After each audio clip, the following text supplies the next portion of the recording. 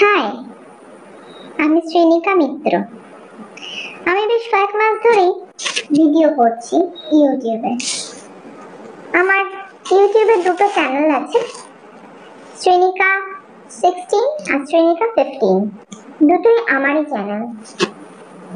আমি ইউটিউবে ভিডিও করতে আর শর্টস বানাতে ভীষণ ভালোবাসি। তোমাদের অনেকেরই প্রশ্ন, আমি কোন স্কুলে যাই, আমি কোন ক্লাসে পড়ি, আমার কত বছর বয়স।